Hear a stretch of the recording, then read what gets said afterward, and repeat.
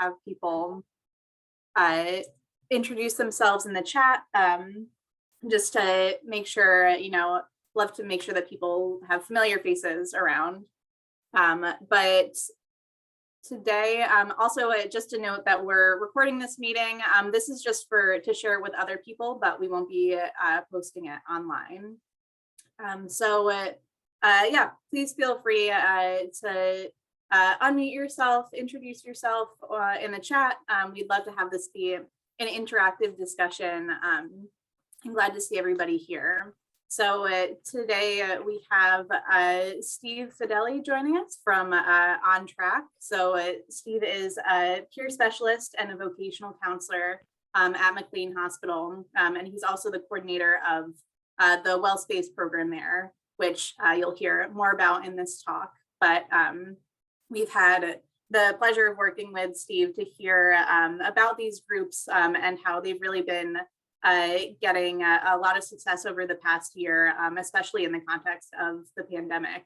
So thought he had some great insights and just information to share with this group.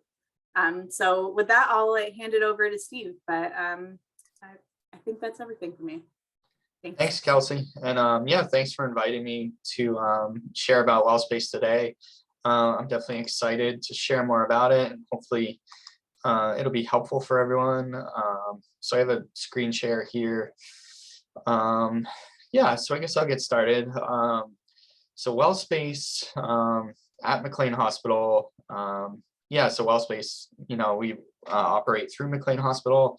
I'm a McLean Hospital employee, being a peer specialist with lived experience with psychosis, and I'm 35, so I'm relatively close to the age range of young adults we work with who are in the 18 to 30 age range. So I'll go to, I guess, okay. Trying to think. We'll just do it this way. I don't know if there's a better way to present it, but okay, so the inclusion criteria, just so people have awareness about Well Space, if you're wanting to refer people, we're now accepting referrals for young adults 18 to 30 who have had psychosis. One of the major benefits of being philanthropically funded is that it's free of cost to participants, so we don't have a fee and there's no insurance required. In terms of accessibility to the program, it makes it accessible to basically everyone within our demographic, which we're really happy about. It's been a really tremendous thing that we've been able to include everyone, and the philanthropy we're really fortunate to have through McLean Hospital, but there's also an element to this as well, which it allows the groups to be drop-in groups, whereas a traditional clinical group you would have to bill for it, and being a billable group you would need to require participation from week to week.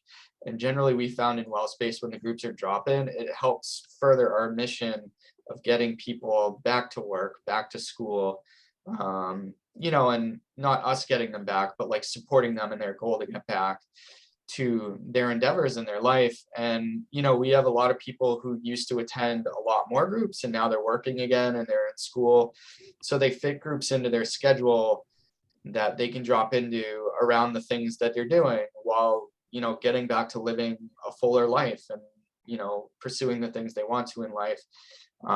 So the groups are structured as support groups, but they also take on a number of dynamics. We're trans diagnostics, so I handle the referrals, and when I'm reviewing a referral form, I'm basically just looking to see if someone is within the age range, they've had psychosis, and we're just looking to make sure things will be relatively safe, which we've never necessarily declined anyone from a referral form in terms of safety, and we have really not had any safety emergencies within the program, and we've been operating for about 4 years now. And currently too, Zoom has been a really tremendous implementation because it's McLean Hospital geographically can be a barrier to care. There's no public transit to get to it, and well, there's one line, but it's it's the commuter rail, and it's like, I don't know, it's just really difficult. So like, I don't know, it's very inaccessible, but this has made it more accessible.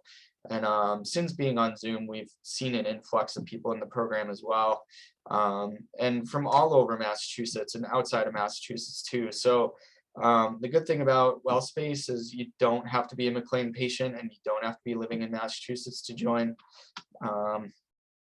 So things about WellSpace, just things to know that are helpful. There's no attendance policy. Groups are at the drop-in and discretion of participants, which like really emphasizes the autonomy. I think an important part of this is that people are deciding to be here. They're deciding to come in. They're not on a schedule. Every day, we don't know who's going to be there, but every day, the groups are pretty full. Once you're a member, you can drop in at any time until you've graduated the program.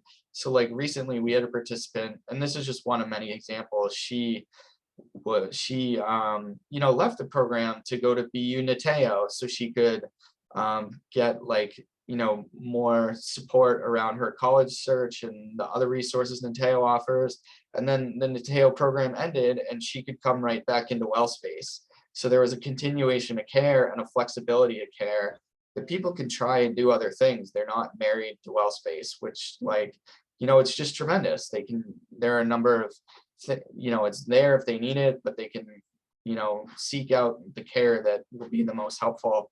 And we have clients who have stayed in the program for years, others who attend for a few weeks, some who just attend for a few groups. I think one of the highlights is we have peer facilitated groups, we have clinician facilitated groups, and then we have both. We have peer and clinician co-facilitated groups. I think the benefit of that is just you get different perspectives. Some people want to hear a more clinical perspective. Other people want to hear a more peer oriented perspective. So having a number of different facilitators is a strength of WellSpace because of, each facilitator brings something different to their group. So the ethos of WellSpace, we believe in person-centered language and respect for autonomy. We will waver back and forth, like using some clinical terms if people are wanting to use them, but also giving a strong element of like here, human experience language is a different way to talk about your mental health experience. So we're with people on their journey. We're not pushing them. We're not ahead of them. We're just there together. We're very egalitarian within the groups. I really try to make an emphasis of like, we don't give directions. We don't tell people what to do. We might give recommendations very lightly, but there are many times where we're just like, these are ideas, and ultimately these are your decisions because this is your life. But here are some ideas that could be helpful, particularly in vocational group when people are looking for support.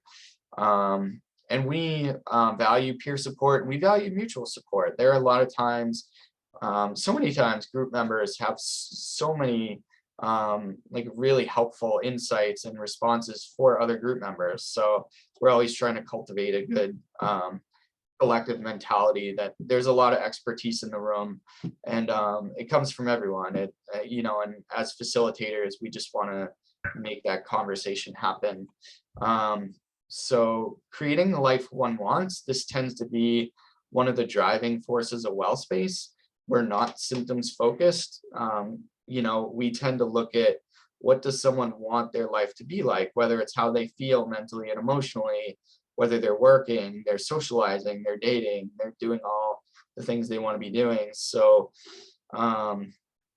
we think about life goals, SMART goals, just as examples. We think about, how do we help someone to feel the way they want to feel and have the life they want to have?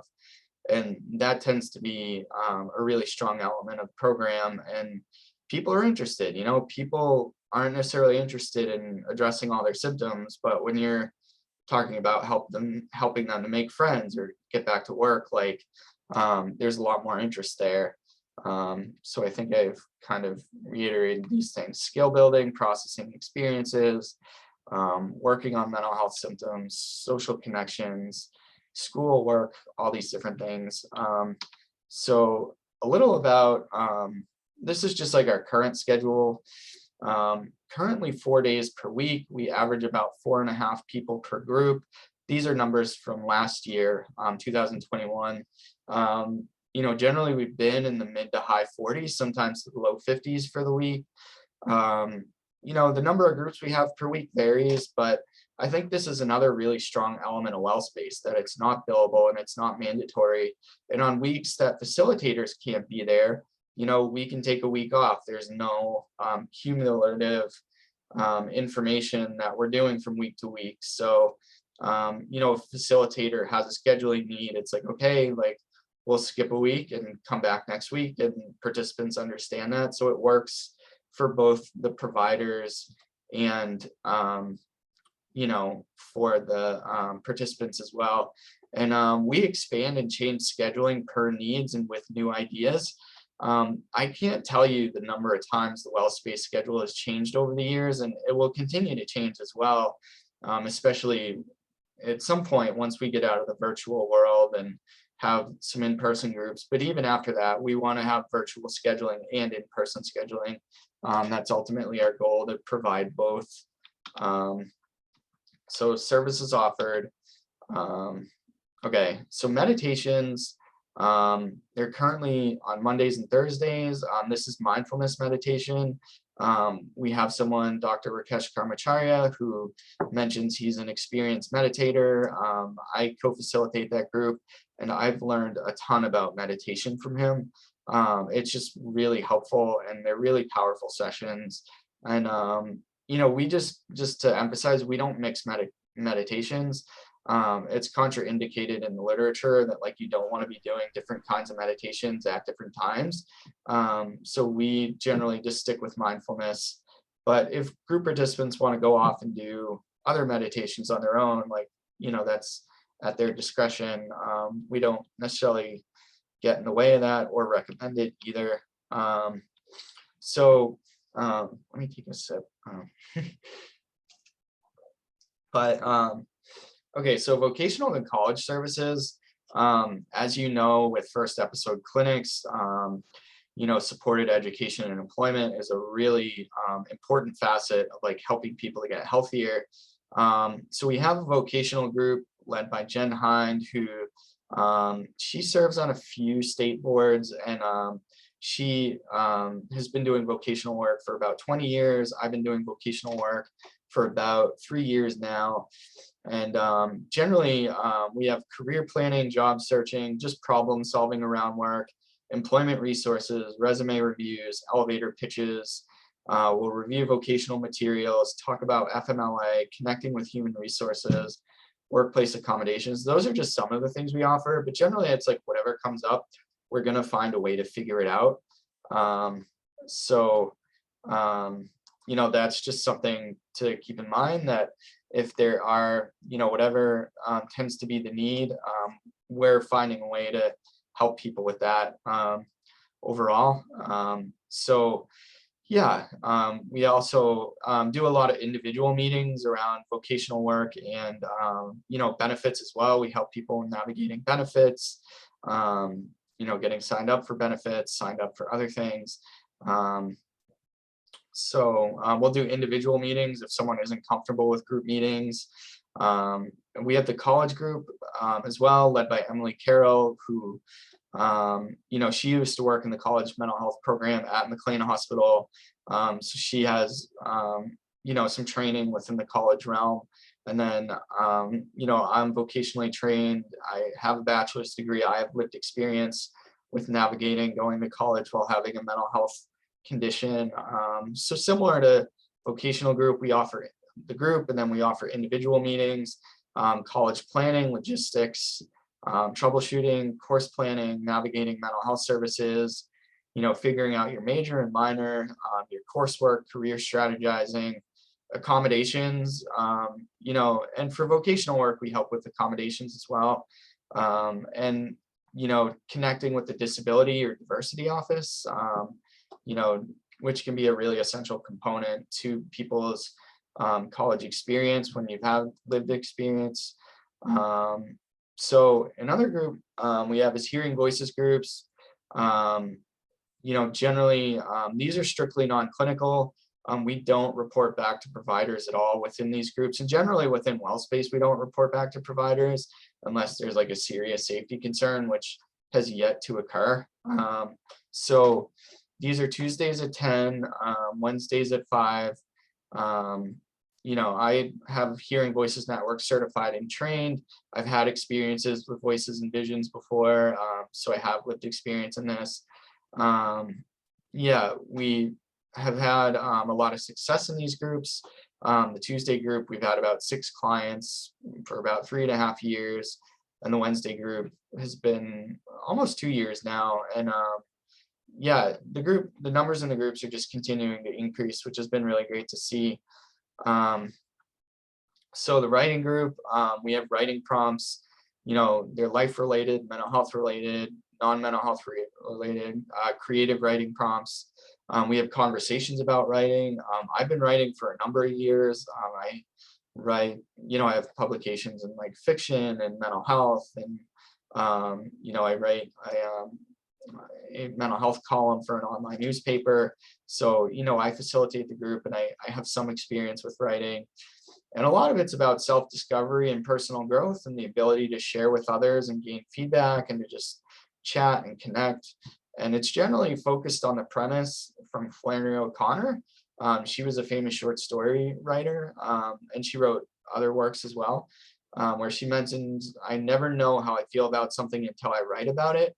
So like that's one of the elements we're looking for, is like there's a lot of discovery, and there can be a lot of movement and progress in recovery when you're discovering new things, and writing is a part of that. So the peer support group, it's open discussion amongst peers. I facilitate that group. Tends to just be a number of peers who get together. It's at a good time, which is in the evenings. It's been well attended, which has been great. And it's just whatever people want to talk about, just people getting together, talk about mental health conditions or just things happening in their lives. Building resilience has a more clinical element to it, but it's also very person-centered and recovery model-centered. Participants can choose the material they're wanting to learn about. So there's a lot of flexibility, and we've had really good facilitators for this group. And there's CBT and DBT-based content and other kind of modalities that can be helpful to learn. There are still a lot of clinical elements that are, of course, really valuable. There are a lot of modalities that can be helpful for people to learn. So building resilience is another group, which again has a lot of openness to what people are looking for, and also like what could be helpful and new. So we have a group, integrated wellness. This is holistic wellness. So we bring in all different elements of wellness, whether it's lifestyle changes, SMART goals, physical health, medicinal information, cooking together with healthy eating, Eastern medicine, Western medicine, and dynamic approaches to wellness. So anything really that structures around someone's entire life and their entire person and how they can feel better. So Marnie Chanoff is a co-facilitator, and she's Ayurveda certified. Ayurvedic medicine is an Eastern practice. I believe it was started in India, and it's just like a really holistic approach to wellness, which it's about like spices and food and physical wellness, and there are all different elements to it, which we're seeing increasingly more make their way into Western society, but it's just like a really cool approach. And she's also certified culinary coach by Harvard's Institute of Lifestyle Medicine. Before the pandemic, we had a number of groups where we would cook together. We would work a lot with food. We would work a lot with like healthy eating and like introducing people to new cooking, new food, new ways to approach like diet. And it talks a lot about like the connection between the gut and the brain. And that's like also another really important element of Ayurveda, is how like food is medicine, and thinking about food as medicine. So I have a question about that, actually. Mhm. So So it sounds like, were you doing things like cooking classes, like in the well space, like when you were all physically there? Yeah. Have Mhm. you been able to do it virtually, like virtual type cooking classes? Yeah. We did a little bit. We haven't done it for a little while, but yeah, we did. Especially in the beginning of the pandemic, we did like we did homemade pasta and we did some vegetarian dishes, and yeah, we cooked together. So we all zoomed and we had our computers like in the kitchen, and we did some planning a week or two before, and we're like, here's the grocery list. What does everyone want to make? What do you want to? And it was great. Yeah, it was a lot of That's fun. awesome. Yeah. Yeah. So cool. No, it was a good question. So highlights of well space. Again, we're not geographically bound. It's a peer-led intervention that is mostly non-clinical, although there are clinicians as well. So there's like a mix of both. And I think it's just valuable because, peer specialist work is like on the rise, but it's just kind of a unique service. The program can provide continuous care for many more years than first episode clinics sometimes are able to, which there's research basically stating like when someone's within specialty care, unfortunately, like a lot of the gains that they make can drop off if they leave specialty care to just regular care. So I think it's really important like to continue specialty care and for the value that can add. So there are people, just to like cite, there are so many people making tremendous improvements in well space, whether it's getting work or going to college or having a number of other things happening for them. It's adjustable based on the needs. So we've had a lot of amenability to like different people in the hospital providing different kinds of groups, or like coming in with new ideas. So like whenever there's a new idea, it's like, yeah, let's try this. It's non-billable. There are no resources involved other than time and energy, and it's very easy to implement new ideas, new services as medicine evolves and as just people come up with new ideas that could be really cool. So it's adjustable based on the needs. There's the freedom to utilize other supports as well, which is really essential. We were talking about that a little earlier, whether it's Mateo or some of the other programs out there. A lot of the times we refer people to like Mass Rehabilitation Commission or some of the other resources that exist, because there's only so much we can do as a program. So we want people to feel free to, connect and to just get the help they need. Freedom to stop in when needed. So like sometimes people will be working, they have another episode or another break. They come into the groups, they get back to work, and then we don't see them for a while. And I guess on the other side of this as well, we've had a lot of people shadowing groups, and there are a lot of training opportunities within well space for just people wanting to learn more as clinicians or as providers, in terms of like how do groups go, what's the group look like, what are some different ways I can practice group work. So that has also been a highlight. So the history of well space,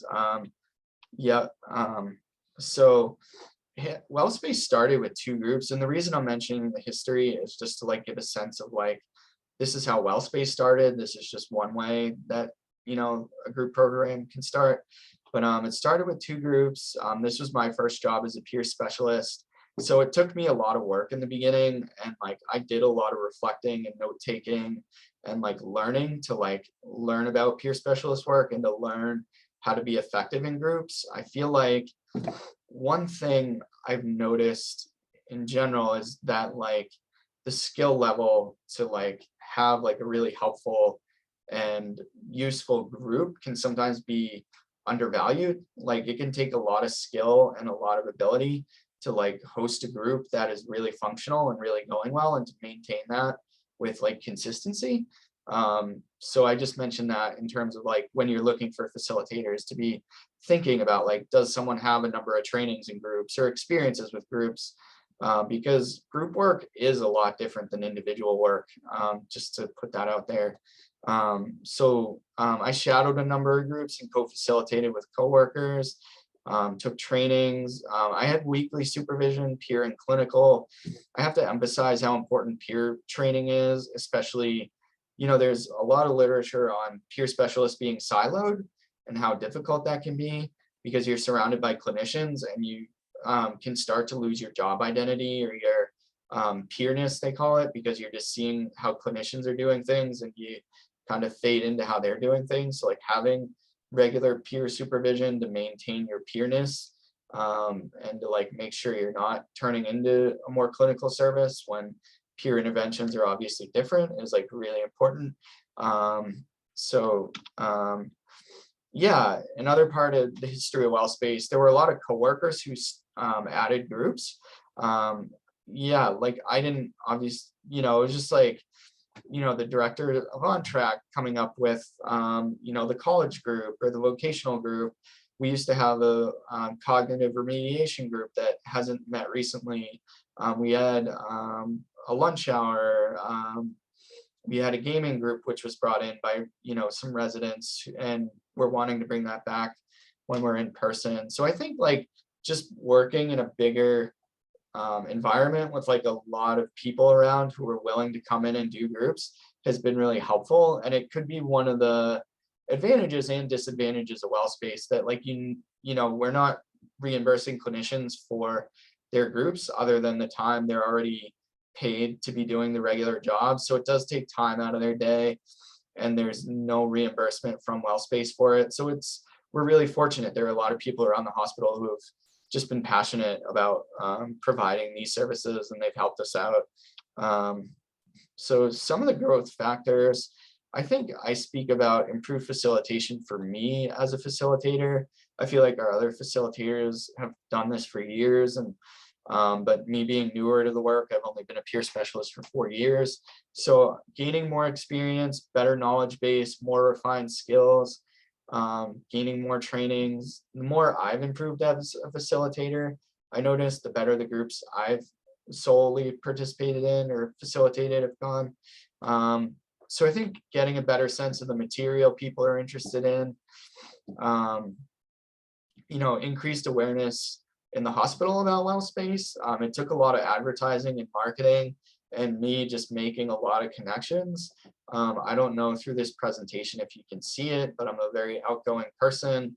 And I just like, made a number of connections in the hospital and really did a lot of work to market WellSpace within the hospital to make it known. And I still do this work, whether I'm reaching out to new first episode clinics, which I'm wanting to do after this presentation, that we haven't connected with yet, or just places in general, whether it's schools or vocational offices or other programs. Like I met at Nateo and we made a connection, and that's been helpful for both programs. So I think increased awareness in the community as well. I kind of just spoke to that. Another part is developing and retaining a clientele. This took time. I'm not sure from year to year in the past years who we retained and who left, but I believe it'll say on the next slide or two, we had like 37 people we retained from last year to this year. I'll highlight that in a second because I'm not 100% on that number. So I think just, as we grew, we got a better sense of like what do people actually need and what are they looking for. So we kind of like honed the groups that were working really well. And we have personalized care as well. Like we can personalize the, what we're providing to like what people need. And we've adapted and like changed this over as things have progressed. We have a couple questions that come up from that. First, just from Margaret saying that you brought a lot of thought to being a peer group leader. And is this something that you've thought about writing in an academic sense, or is there any literature like in the research about groups like this? I think it would definitely, I agree with Margaret, would be a benefit for more people to have a concept of this. Yeah, we actually put together a paper which just got accepted about well space and about peer-led groups. But I'm thinking on the paper, it's more of an overview. We do highlight that being peer-led has some different, different advantages. But yeah, that would be an interesting paper to write, I think.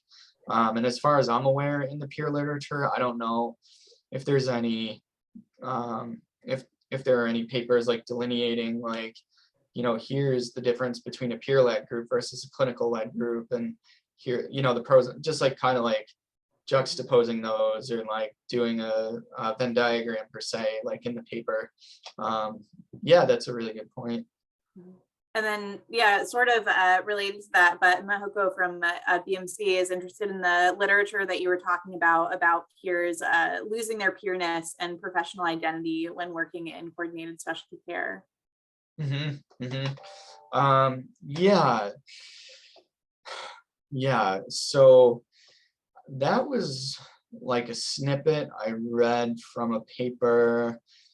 There's a lot about like role clarity in the peer literature, but I'm not certain. Like I just remember that snippet from one of the papers I read. I don't specifically remember an entire paper on it, but like, role clarity is like one of the themes within a lot of peer papers, that like, maintaining your role clarity, your peers having role clarity. Yeah, and that was like one of like the spin-off ideas that has also been a part of the peer training, where it's like maintaining your peerness. That's something that during the certification process is kind of emphasized as well. Yeah. So. And then one more question on here, just about Cynthia from JRA is asking about if you have any plans to offer groups to youth under 18. I think this might come up in the challenges section of your talk, but what have your thoughts been on that? We haven't broached that subject yet. It's kind of interesting to think about. We were actually kind of considering at one point, do we want to start offering groups for young adults over 30? I think about qualifications for groups for, teenagers or people under 18. And I don't know if I have the specific training as a peer specialist to provide good enough care for that demographic. But it's something to think about more. I mean, while space is so new and there are like so many different like spin-offs or renditions or like, things that could happen like with this kind of framework, that I think that's really interesting to explore. Yeah, I'd always be glad to chat with someone on like if they had interest in creating that, like what works for well space, and just trying to be helpful however I could. But no, it's not something, not yet. Yeah, I know. Oh, I think Cynthia had to leave at 11, but if there's people from somewhere like the life skills program that is primarily an under 18 group, they might have some thoughts on how to start that. Cool. Okay. Yeah, so on the attendance history, the reason I mentioned this is just because it took time for well space to grow. I think part of this was due to my growth as a peer specialist and the growth of the program, but also there could be a number of variables I'm not even aware of. So there were two groups initially. In February of 2019, at the year end, from February to the year end of 2019, there were close to 3 people per group, about 8 groups per week, and then 1,081 was our total in that short span. In 2020, let me see this.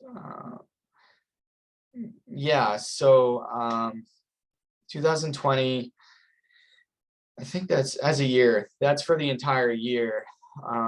We had 1,253 people, and I mentioned COVID months because there were like 2 months where the program almost came to a halt. So that kind of like distorts the data. In 2020, the sample size, this is a sample size outside of the months that we think were affected by COVID-19. So 24-week span, there were 10 groups per week, and there were 686 people. So there were like 2.85 people per group. And then this year, this last year, 2021, we really took off. We had over 4.5 people per group, about 9 groups per week. And total participants on the year were 2,048 total.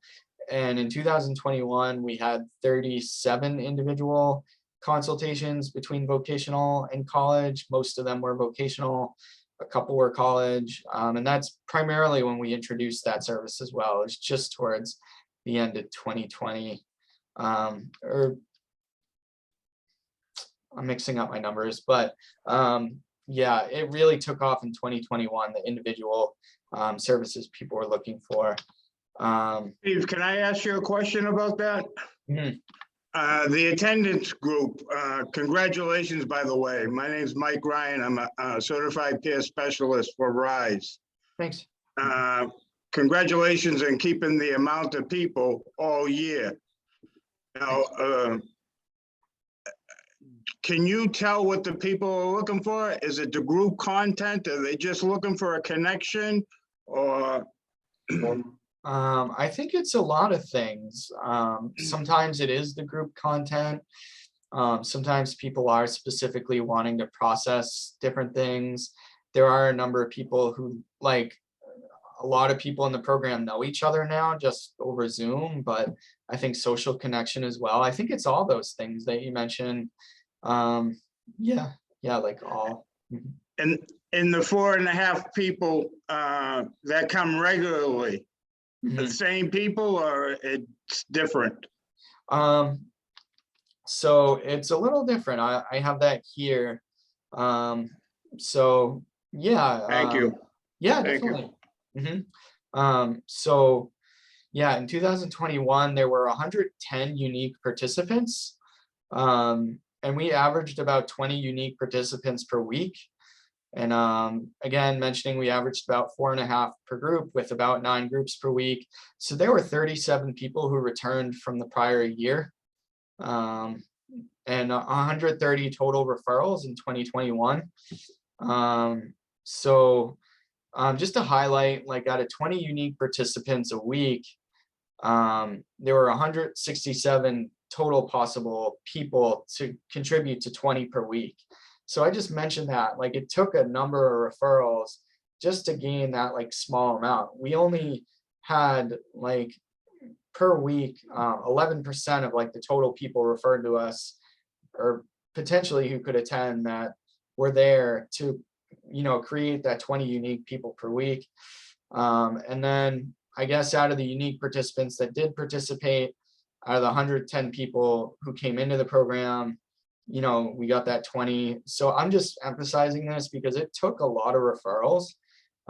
So it like takes a lot of advertising and a lot of people knowing about WellSpace. I think to continue on that, 14% of the referrals were from our first episode clinic, and 19% of the attendees were from our first episode clinic, which is called OnTrack. 85% of the referrals we got were not from OnTrack, and 80% of the attendees were outside of OnTrack. So just to give a sense of that, like there were a lot of people outside of the program that come into the program, and that's like the majority of the people. So we wouldn't have a program if we were just within first episode care. Like there wouldn't be enough people. And I guess another element is like 52.7% were McLean referrals to WellSpace. So like whether it was from the inpatient units, the partial programs, from residential programs, like all these different things that exist within McLean, that consisted of half our referrals. So one half of 167 is like 94, or I don't know, I'm getting that wrong, 90 something.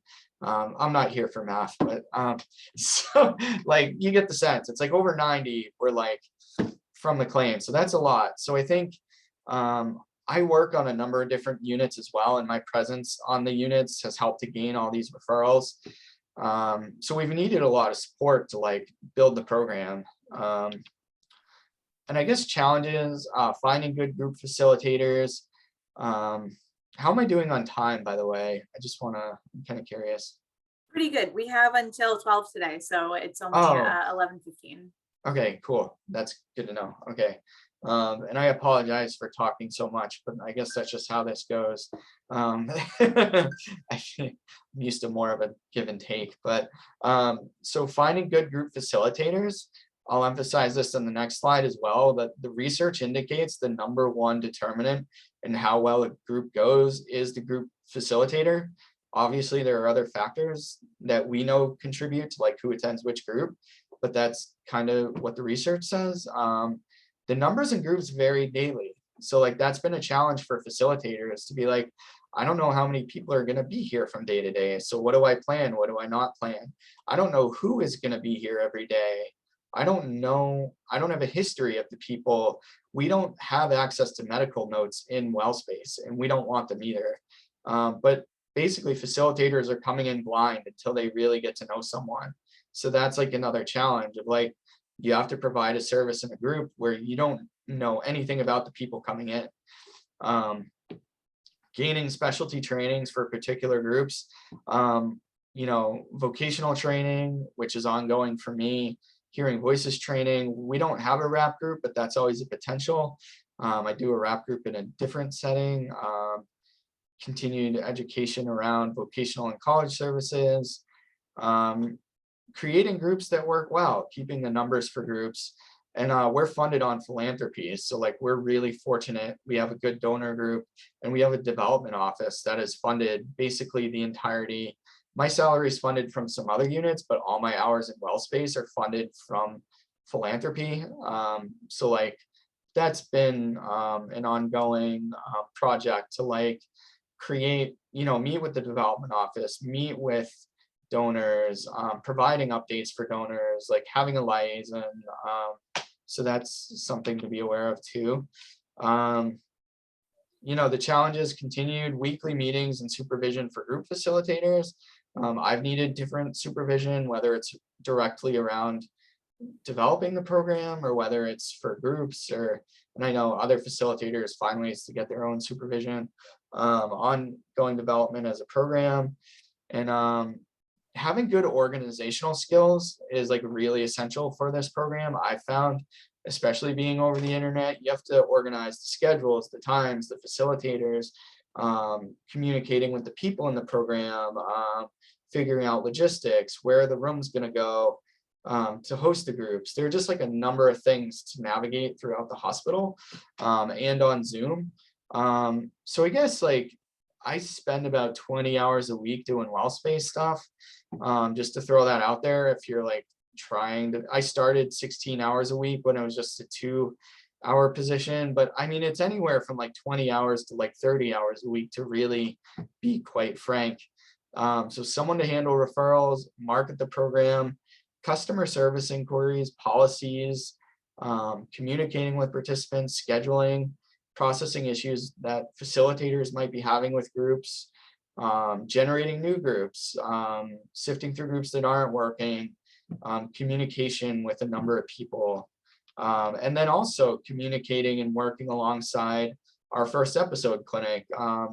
Allison and I, she's the director of On Track. We meet regularly and we talk about well space, and we talk about things happening in well space, and she'll always mention to me if there are more needs that On Track has, like what can well space do to help, and we work in conjunction.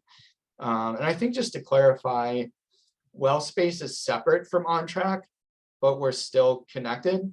So it's considered its own separate program, but like we originated under the like umbrella of On Track, and we still are in a sense, in terms of our clientele, in terms of a number of things. So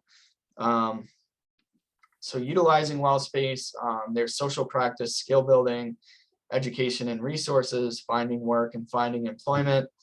It decreases isolation. So I've mentioned this a lot. We don't report back to providers unless the individual is wanting us to, even within our own clinic. We like to have this as a separate space and for people to feel like they can process things that they need to. But if by all means they're wanting us to forward information, we will, if someone finds that helpful for their recovery. And the timing of the groups are set up to allow people to attend during the day. We have them right around midday, a lot of the groups, because, you know, with medications, it can be hard to wake up. Mornings can be difficult, but we're also starting to focus on evening groups. We have a group at 5 o'clock and a group at 6 o'clock. And we're thinking more like, can we start developing more groups in the later hours for the people who are working 9 to 5 or going to school 9 to 5 or somewhere within that range, and they can't attend the groups during the day. So just a little about starting your own group. Open discussion groups have been the best attended. Peer-led support groups can be a really strong element. I might be biased, but clinical-led groups obviously can be just as effective. They're really just different interventions. I don't think one is better than the other. I think they just have different things they offer. So yeah, I mentioned the timing of it's important, choosing a good facilitator. There are weeks where people just aren't wanting to talk as much, and you'll need to have backup information or like an article or like an exercise or something in your back pocket to make the group go well. And the other part, we've had no attendance policy, which has felt really great. People can just come and go as they want. And I think that's helped people to come in more, especially with issues around autonomy. And within our demographic, a lot of young adults are struggling for autonomy, especially from their families and their support networks. So like having a strong emphasis on autonomy in our program, I think has helped people to develop their own autonomy in participating, but also to get that separation, if there is enmeshment or just with mental and emotional boundaries from their family and their support network. Okay, so virtual groups. Okay, I just have 2 slides. Best practices and insights. Again, creating the life one wants. People are interested in talking about issues in their lives. And I found usually when we're talking about those issues or things that the symptoms will arise in this context. So if I'm flat out to ask, like, what kind of symptoms do you have lately? Someone might respond. But if we're like, oh, well, I'm trying to socialize and my voices are getting in the way, like having a context behind what's happening has led to much better discussions. And along this line, personal growth has generated a ton of discussion in my own mental health recovery. I've dealt with, a number of things for a number of years. I was basically in a delirium when I was first in the hospital, but the thing that's helped me is just personal growth.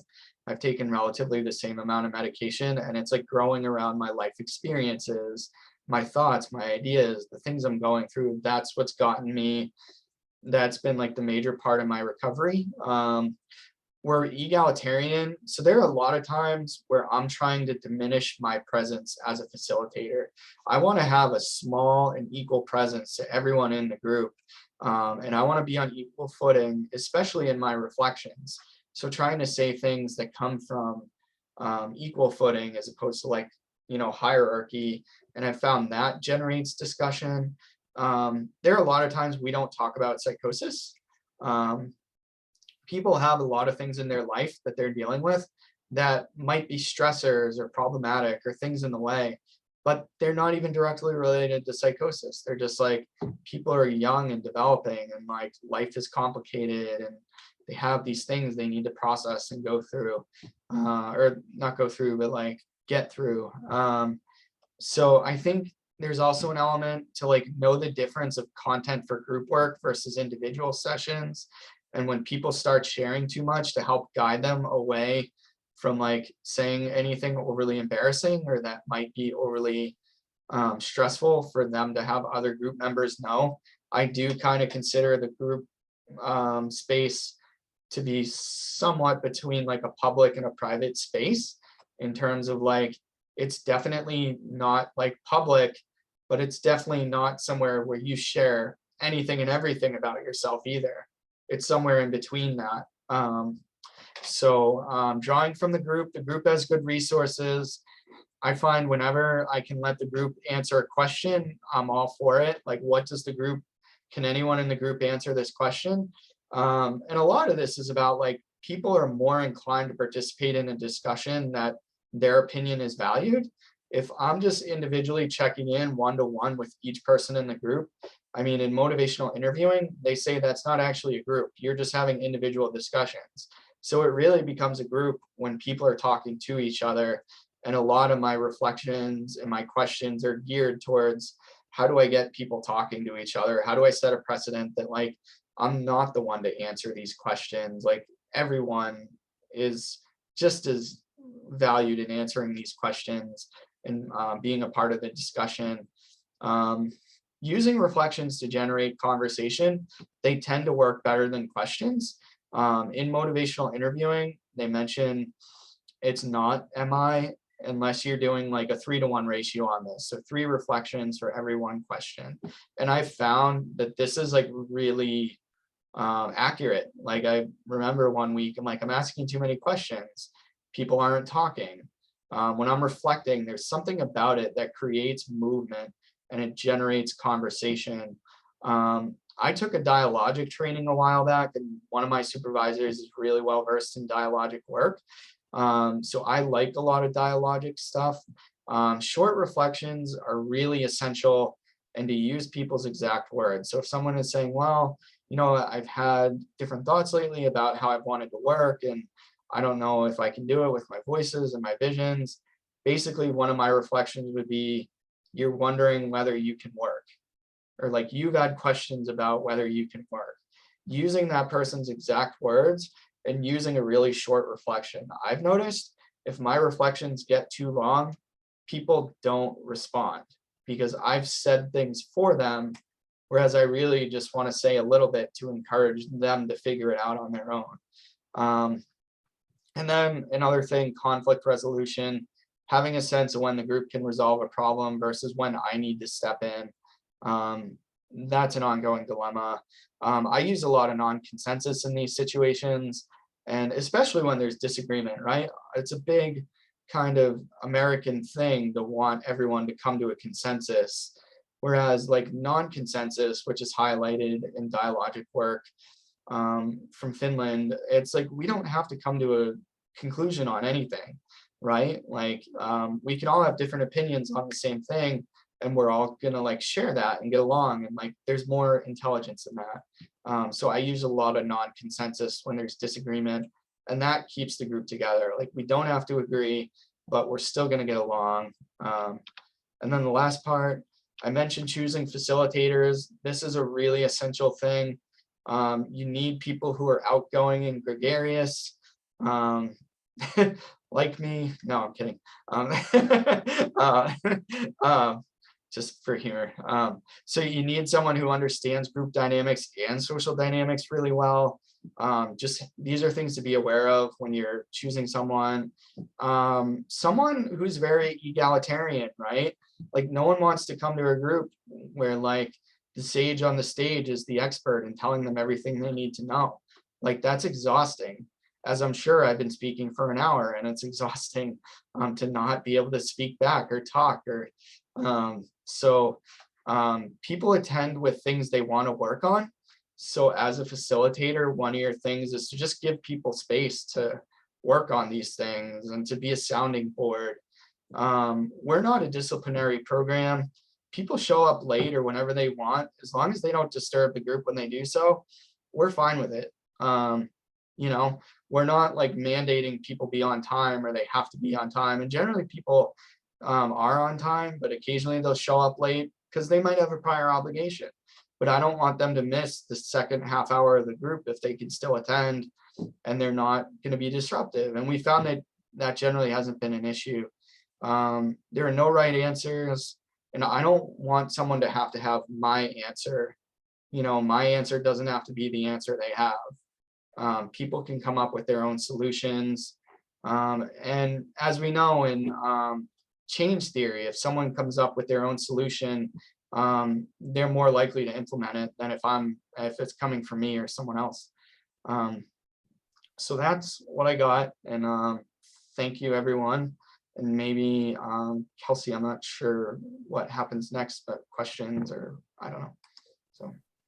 Sure. Yeah. No, thank you so much, Stephen. I think that, it's a really great resource just to have available for people to know about, like you said, wanting to connect with other first episode programs, and to really make have more referrals coming into the program as well. But also as for programs to have as a blueprint for starting their own kinds of groups. I am thinking of just revisiting a point that Cynthia brought up a while ago in the chat, but that it's a great way to continue having intensive services for people who graduate from coordinated specialty care, or you mentioned, that a lot of the referrals are people who were referred to McLean Hospital, but are not necessarily people who are on track. So for people who either aren't a good fit for a program but still need services, are leaving a program but want to stay in touch, I think it's a great resource. And so Cynthia also just brought up a question here.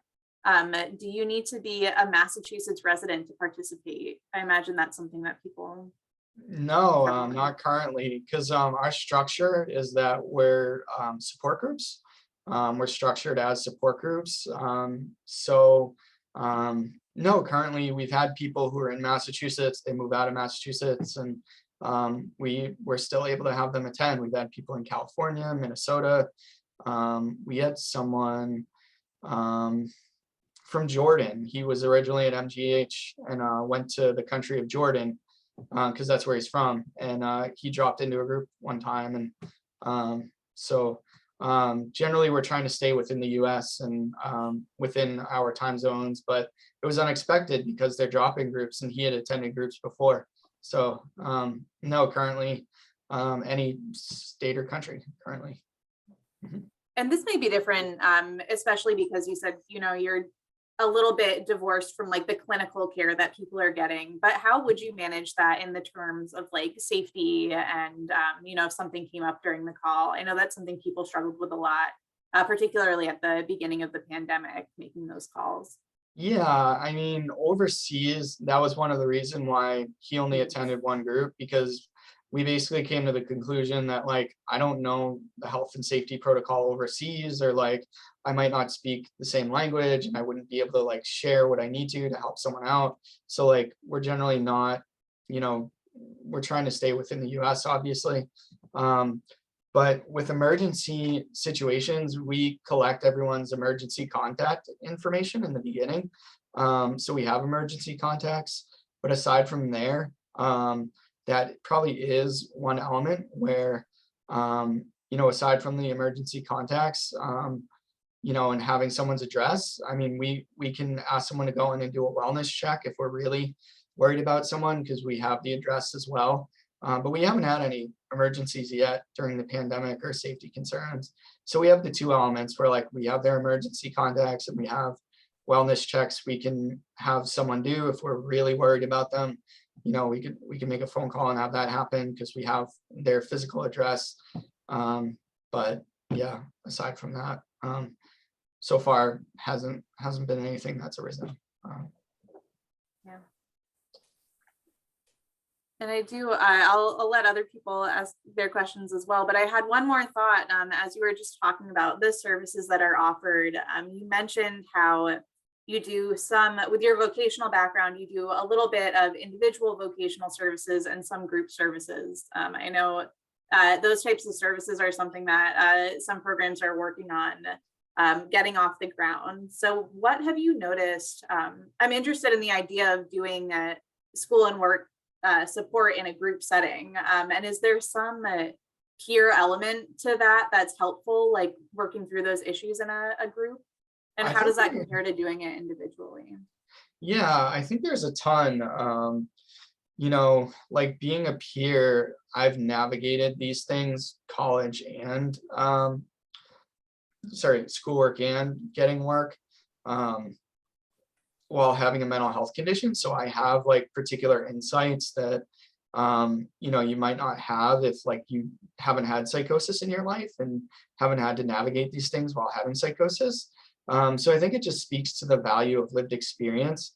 And then the group helps each other out as well. There are a lot of times group members give suggestions and ideas for people's dilemmas that like I wouldn't even, I mean, I'm esteeming myself highly, whatever, but like, I don't know, like, everyone has so much experience that when we come together as a group, like people do have really valuable lived experience, like as group members, and they share it. And I think as a facilitator, I notice the way I share my lived experience tends to be how other people do.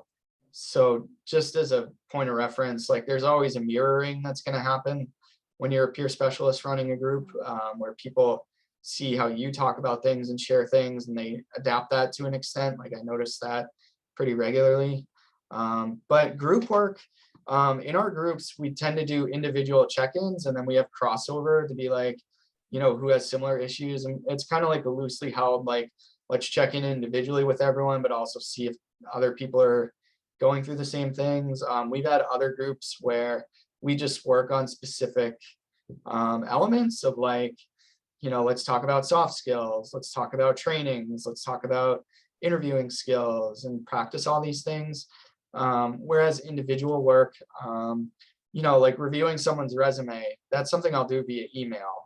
Reviewing a cover letter or like a reapplication essay or a college application essay, like that's something I'll do over email as well. And I was an English major, so I have some experience as well. And I mentioned I have experience writing, so that comes into play as being really helpful. But generally the individual meetings are open to whatever someone wants to work on. There are times where I work on interviewing skills with people, where we just, we practice interview and we keep practicing, and I give them feedback, and that's led to people getting jobs, just working on improving and interviewing. Yeah. Yeah, that's great. No, I think it's a really innovative structure for how to go about those things. And especially great that it is so open and you have that flexibility with the way that you guys are funded. So it's great to hear.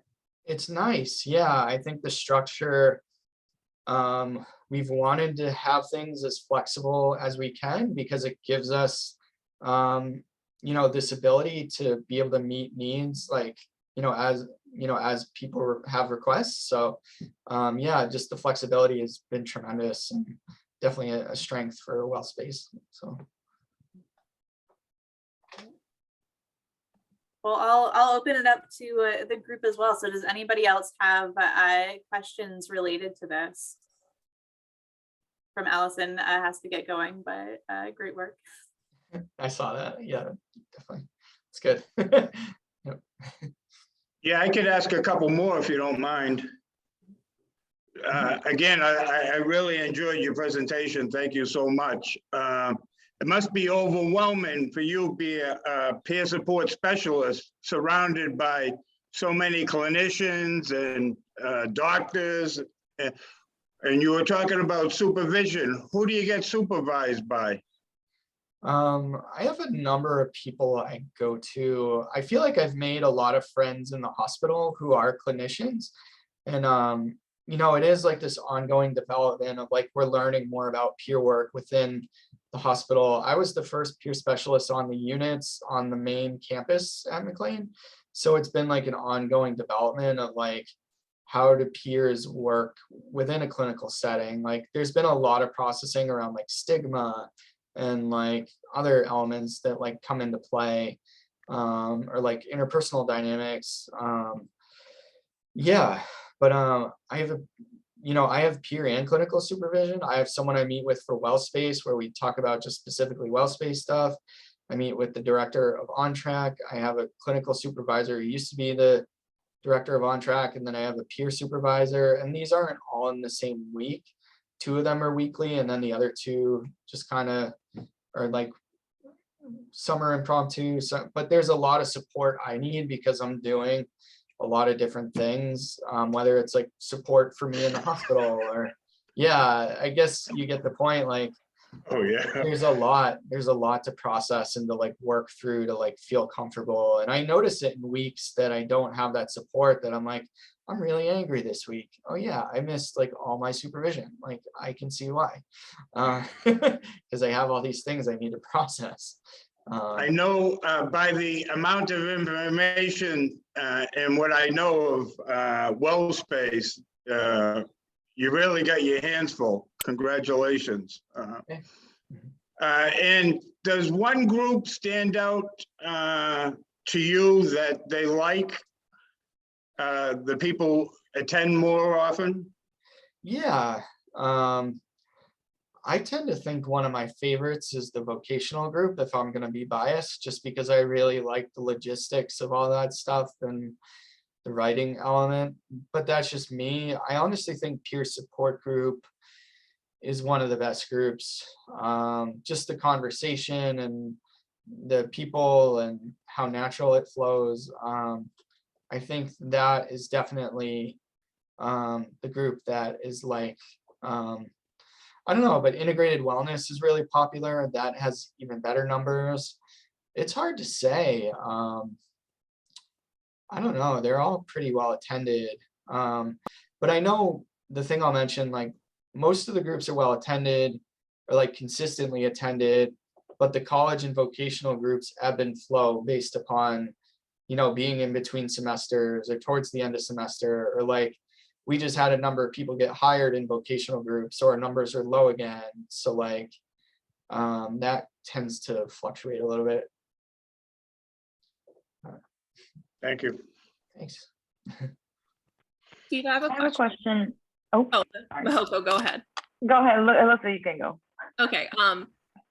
So Steve, you might have mentioned this a little bit, but how can you just explain a little bit of what it's like balancing? I know you started as a peer, so like balancing the peer with then also being kind of in this vocational role, and what advice you would have for people that do both? Yeah, that's a great question. So when I'm in a vocational role, I feel like it's a little different than a peer role, but that's kind of the precedent that's set, that like, I'm going to give these recommendations because I know how the benefits work, or I know they're very like concrete, non-subjective things that I have to tell people. Whereas I still try to maintain the peerness by saying like, here are your options. This is still your choice, but like, this is what it is. This is what exists. But like, when I'm reviewing a resume, again, I'll be like, here's what I see, because I've reviewed like 30 resumes in the past year, but like, or, however many I've done, and I've read about it, and like, and I'm not saying all that, but I try to give people choices, or like, I try to give them information as to like, this is what's like objective, and like, here are your choices given these facts. And that's how I tend to balance it. But I feel like it's a little different role. I feel like I'm more, it's like a less of a healing role, and it's more of a like, here are the logistics and let's just see how we can get you employed. So I guess I have like a different frame of mind I approach it from. Yeah, that's great. Thank you. Mhm.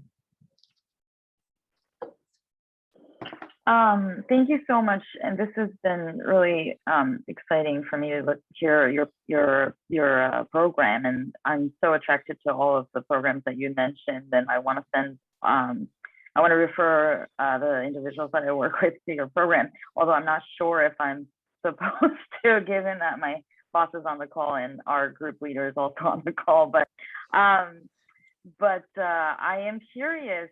So I primarily work as a family therapist, but I definitely work with younger adults, and I'm part of the first episode program. So I'm always, trying to encourage our individuals to group or connect with a super element of support or peer support, and I want to, them the opportunity to connect with people, but there's always and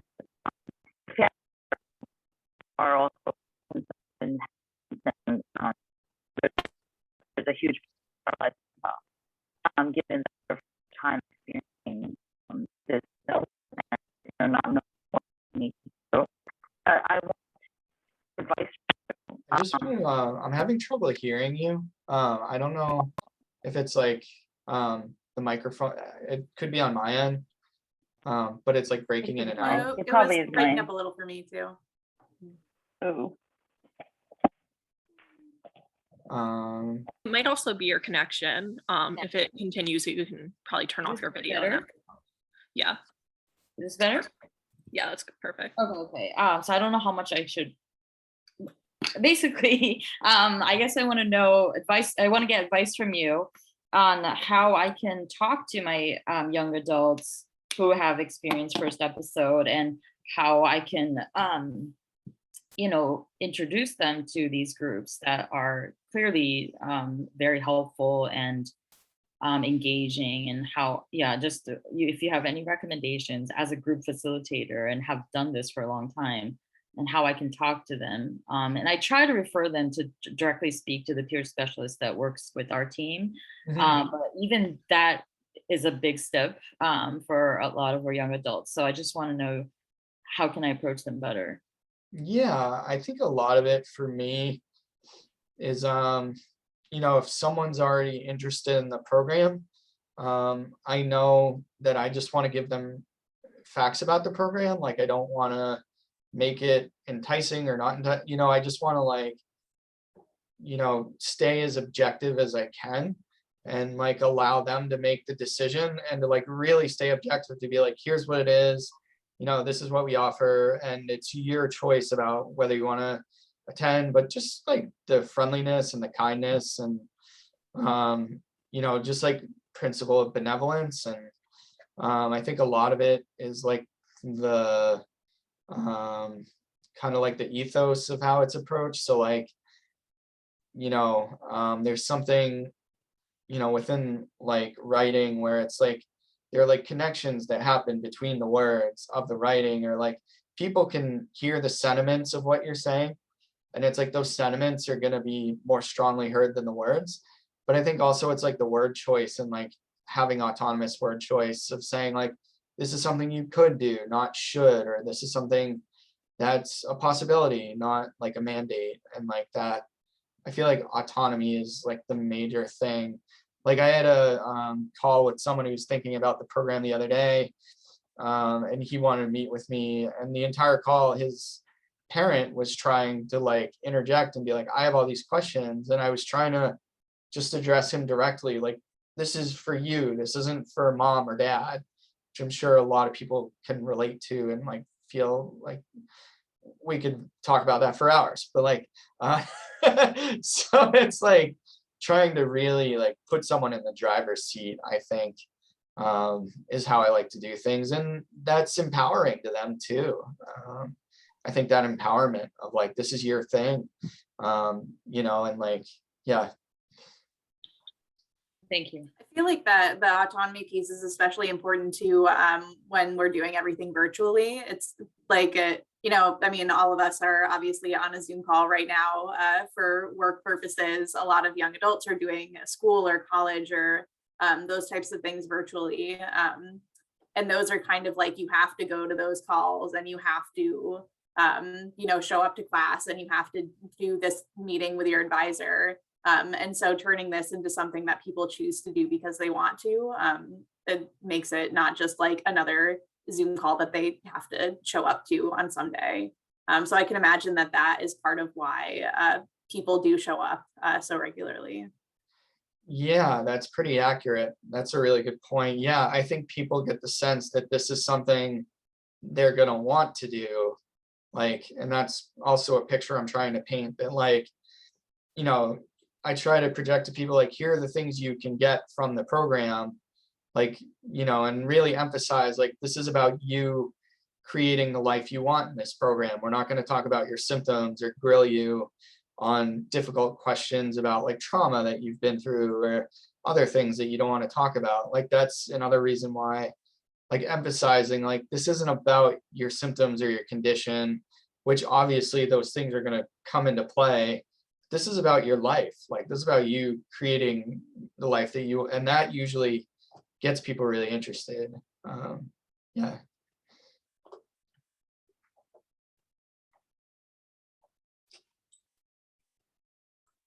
Well, any other points or questions that people wanted to bring up from Sarah just saying that it's been a wonderful talk and some great programming, especially in a hard time to be doing this type of group programming. So yeah, congratulations and thank you for sharing it with all of us. Thanks. Thanks, everyone. Yep. Cool. I can say, since WellSpace started with 2 groups and built into what you have today, I'm hopeful RISE does that. We have a couple of groups a month. Little tricky with the attendance currently, but hopefully we'll devise something to bring back their attention and build something Yeah, and if as strong as WellSpace is. yeah, definitely. And if there are questions you ever have, feel free to reach out. That's definitely yeah, I'm always glad to like answer questions. I'll put my email in the chat. I appreciate that. Yeah. Yeah, if you're having questions about the programming you're offering, like I usually have time where I can answer a quick email or two, so I'd be glad to do so, or can always meet individually if we schedule something. So Thanks, Steve. Well, yeah, thank you, Steve, and thank you everybody for joining us. So happy Friday and have a good weekend in our upcoming blizzard. thanks, everyone. Thank you. Bye. Keep the Zoom meetings going. Thanks. Definitely.